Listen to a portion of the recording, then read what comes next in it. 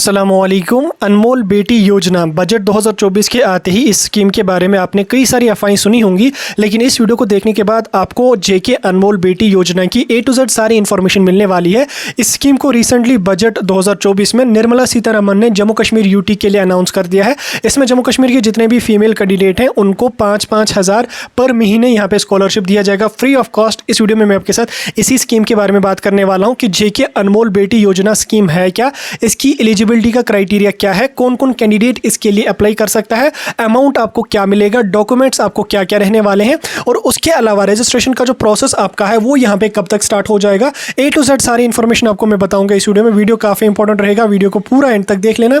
Channel को भी subscribe कर देना और उसके अलावा व्हाट्सएप पे टेलीग्राम ग्रुप दोनों ज्वाइन कर देना, लिंक दोनों की आपको डिस्क्रिप्शन में मिल जाएगी। तो चलिए वीडियो को शुरू कर लेते, तो देख लेते हैं यहाँ पे जेके अनमोल बेटी योजना 2024 की इस स्कीम के बारे में। तो सबसे पहले हम बात करेंगे कि जेके अनमोल बेटी योजना स्कीम है क्या। तो देखिए रिसेंटली जो बजट 2024 का निर्मला सीतारमण ने लाया था पार्लियामेंट में, उसमें उन्होंने इस स्कीम को जम्मू कश्मीर यूटी के लिए लागू किया, यानी कि उन्होंने जम्मू कश्मीर की जितनी भी फीमेल कैंडिडेट हैं उनके लिए इस स्कीम को रिसेंटली निर्मला सीतारमण ने अपना जो बजट 2024 का है उसमें अनाउंस किया है, सिर्फ जम्मू कश्मीर यूटी के लिए। ठीक, पूरे ऑल ओवर इंडिया के लिए नहीं है, ये जम्मू कश्मीर यूटी के लिए और कुछ एक अदर स्टेट्स के 1-2 स्टेट्स के लिए और भी है, लेकिन 2024 में इसको जम्मू कश्मीर के लिए यहाँ पे लाया गया। इसकी एलिजिबिलिटी की क्राइटेरिया की अगर हम बात करेंगे तो इसकी एलिजिबिलिटी का क्राइटेरिया ये है कि जो कैंडिडेट होना चाहिए वो सबसे पहले फीमेल होना चाहिए, मेल कैंडिडेट इसके लिए एलिजिबल बिल्कुल भी नहीं है। और उसके अलावा कैंडिडेट जो होना चाहिए वो जम्मू कश्मीर यूटी का रेजिडेंट होना चाहिए, यानी कि उसके पास जम्मू कश्मीर की डोमिसाइल सर्टिफिकेट होनी चाहिए, और कैंडिडेट फीमेल होना चाहिए। मैंने पहले ही बोला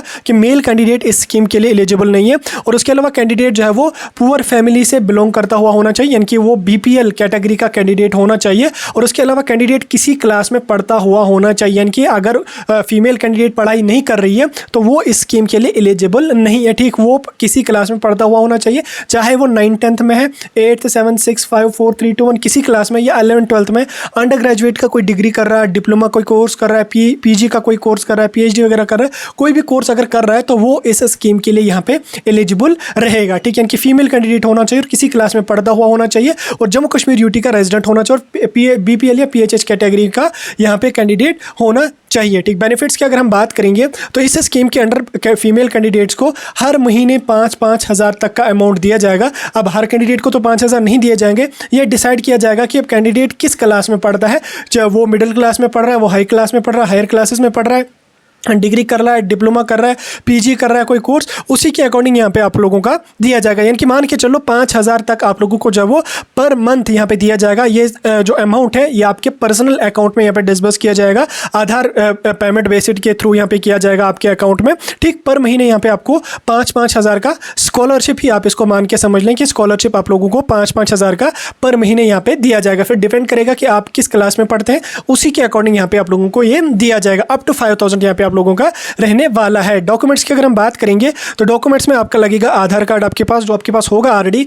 उसके बाद BPL सर्टिफिकेट यानी कि BPL राशन कार्ड आपके पास होना चाहिए, मोबाइल नंबर आपके पास होना चाहिए, इलेक्ट्रिसिटी बिल आपके पास ऑलरेडी होगा, एड्रेस प्रूफ होना चाहिए जिसमें आपकी डोमिसाइल सर्टिफिकेट लगेगी, पैन कार्ड ऑप्शनल है तो लगा लो, नहीं है तो कोई इशू नहीं है, राशन कार्ड आपके पेरेंट्स का होना चाहिए, इनकम सर्टिफिकेट एक आपको बनानी पड़ेगी तहसील से। ठीक, ये डॉक्यूमेंट्स आपको लगने वाले हैं। पैन कार्ड इसमें ऑप्शनल है। ठीक, इसमें इंपॉर्टेंट डॉक्यूमेंट एक आपका रहेगा राशन कार्ड, एक आपका रहेगा इनकम सर्टिफिकेट और एक यहाँ पे आप लोगों का रहेगा आधार कार्ड। ठीक, ये आपके यहाँ पे रहने वाले इंपॉर्टेंट डॉक्यूमेंट। फॉर्म सबमिशन की अगर मैं बात करूँ तो फॉर्म सबमिशन अभी स्टार्ट नहीं हुआ है, अभी इस बजट को पार्लियामेंट में जो है वो 2024 में निर्मला सीतारमण ने अनाउंस किया है। अब इस स्कीम का जो रजिस्ट्रेशन का प्रोसेस है वो आने वाले कुछ मंथ्स में यहाँ पे स्टार्ट हो जाएगा, फिर 1 महीने के अंदर अंदर हो, 1.5 महीने के अंदर अंदर हो। तो जो ही ऑनलाइन एप्लीकेशन फॉर्म्स इसके रिलीज कर दिए जाएंगे तो उस टाइम आपको मैं समझा दूंगा, उस टाइम आपको मैं इन्फॉर्म कर दूंगा। लेकिन फिलहाल बजट 2024 में इस स्कीम को जो है वो जम्मू कश्मीर के लिए लागू कर दिया गया है। रजिस्ट्रेशन का जो प्रोसेस है वो बहुत ही जल्दी इसका स्टार्ट हो जाएगा।